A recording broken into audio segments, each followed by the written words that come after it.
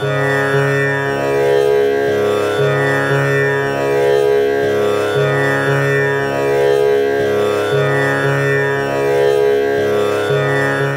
గురుభ్యో నమః. శాస్త్రపరమ వీక్షకులకు పునఃస్వాగతం.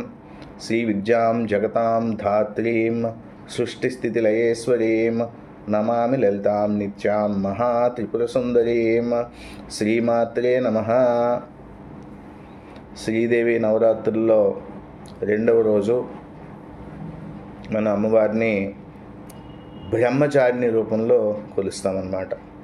ఈ దుర్గా సప్తశతి ప్రకారం మనకి చెప్పినటువంటి అలంకరణలో బ్రహ్మచారిణి అవతారము రెండవ అవతారం. నిన్న మనం శైలపుత్రి గురించి తెలుసుకున్నాము. శైలపుత్రి అంటే హిమత్రాజు యొక్క కుమార్తె. ఆమె బ్రహ్మచారిణిగా శివుని భర్తగా పొందడం కోసం తపం చేసేటటువంటి తల్లి బ్రహ్మచారిణి అమ్మవారు. ఈ అమ్మవారి యొక్క ధ్యాన శ్లోకం ఏమిటంటే, దధానకర పద్మాభ్యాం అక్షమాలాకమండలు దేవి ప్రసీదత్మయీ బ్రహ్మచారిణ్యనుత్తమ. అంటే బ్రహ్మచారిణి అంటే మనం ఇందాక చెప్పుకున్నట్లుగా తపస్సు చేసేటటువంటి తల్లి. ఈమె కుడి చేతిలో ఏమో జపమాల ఉంటుంది, ఎడం చేతిలో ఏమో కమండలం పట్టుకుని ఉంటుంది. ఈమె పరమశివుణ్ణి మహేశ్వరుణ్ణి పతిగా పొందడం కోసం తపస్సు చేస్తున్నటువంటి అమ్మవారు. ఈమెనే ఉమ అని కూడా అంటారు. ఈ దేవి స్వరూపం ఏంటంటే జ్యోతిర్మయం, అంటే జ్యోతిలాగా అన్నమాట. చాలా శుభకరమైనది.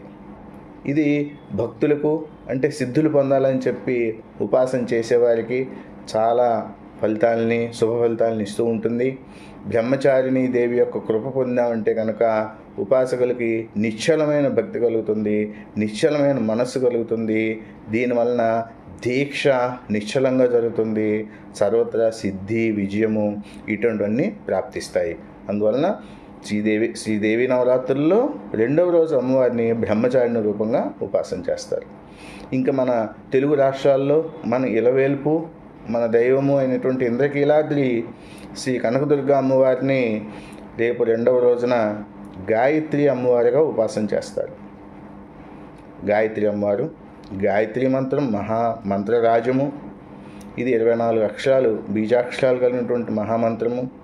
దీన్ని మనం ఇలాగ అన్ని వేదికల మీద మనం దీన్ని చెప్పకూడదు కాబట్టి గాయత్రి మంత్రాన్ని ఇక్కడ నేను ఉచ్చరించడం జరగట్లేదు.